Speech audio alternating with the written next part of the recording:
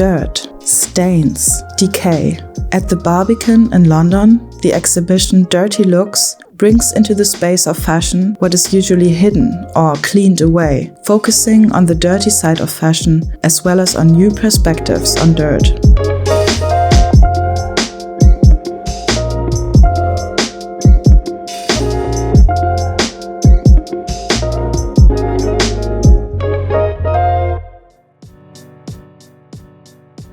Meta out of place. This is how the anthropologist Mary Douglas defines dirt, and it is also the starting point that the curators Karen van Rotzenhoven and John Asbury name for the conceptual framework for the exhibition.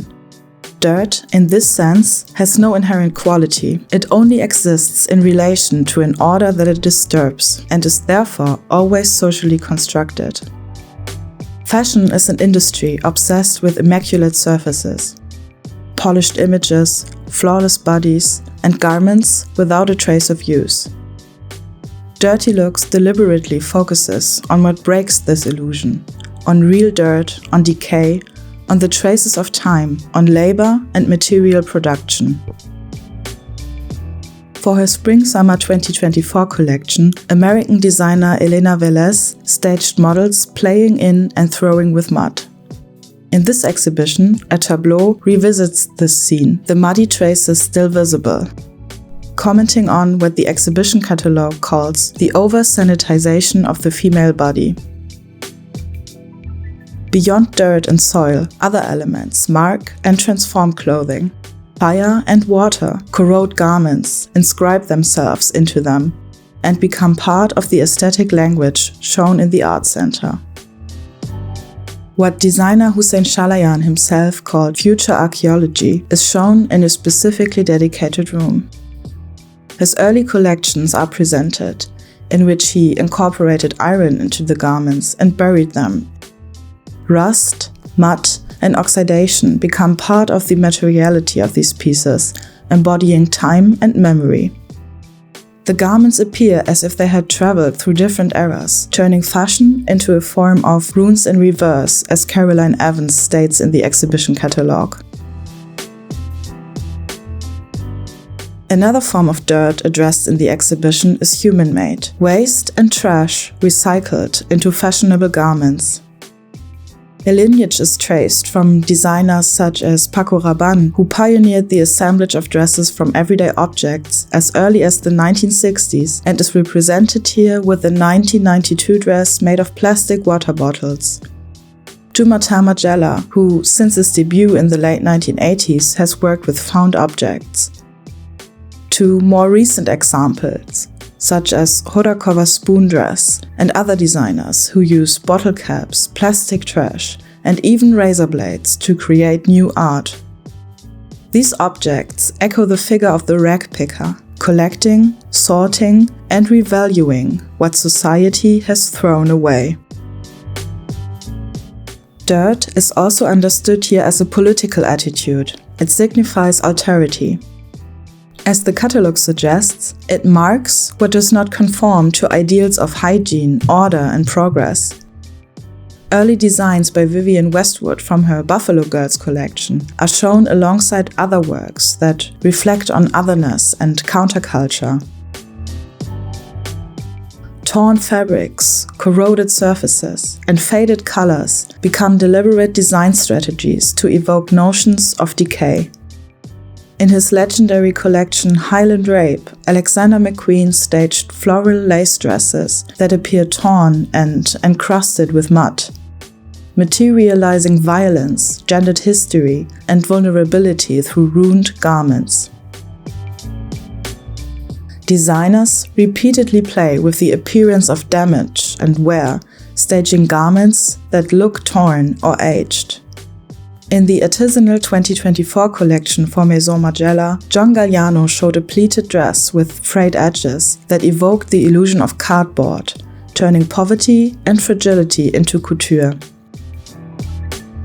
Stains are another form of matter out of place.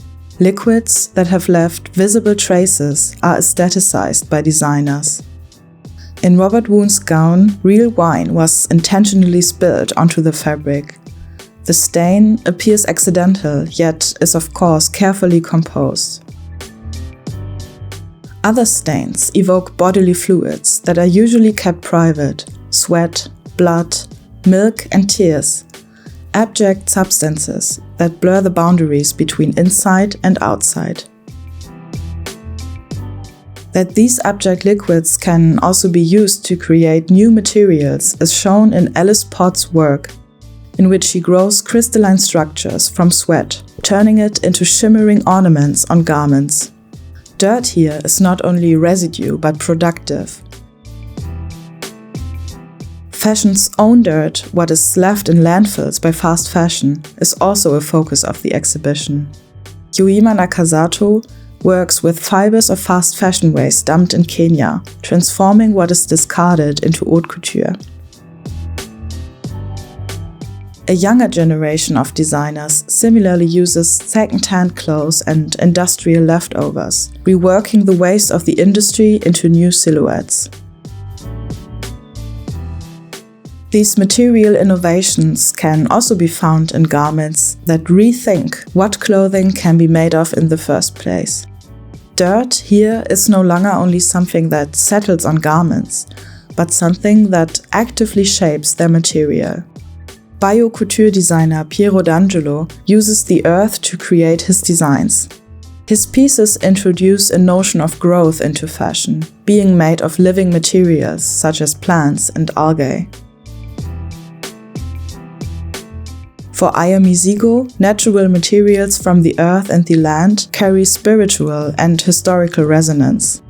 In this exhibition, the garments are framed through the designer's reflections on land, ritual, and the energy embedded in materials.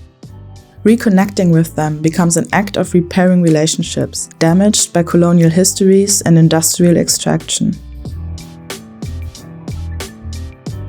Soil, waste, and stains become archives. Dirt in this exhibition is reframed as a process rather than as a flawed residue.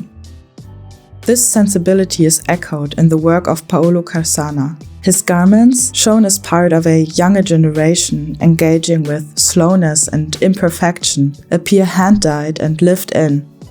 Their muted tones and visible traces contrast with the polished aesthetics of the fashion industry, aligning with what the exhibition catalogue describes as a contemporary return to spoiled or ruined aesthetics. For a commissioned work for the exhibition, Danish designer Solitude Studios buried textiles in a bog for weeks and months. The soil dyed the fabrics, while microorganisms partially consumed them.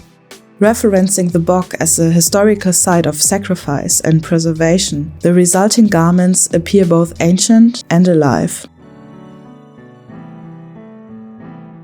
At its core, Dirty Looks disturbs boundaries. Following Mary Douglas, dirt appears not as something fixed, but as any matter out of place. Something that can only be seen as dirty in relation to a system of order and value. Throughout the exhibition, this idea unfolds again and again. Decay becomes beauty, waste becomes couture, stains become ornament. The binaries of clean and dirty, precious and worthless, inside and outside, are shown to be unstable and culturally produced. By questioning what dirt actually is, the exhibition ultimately reveals that what we understand as dirt shifts with context and perspective, and that dirt might also be preserved and understood, rather than simply washed away.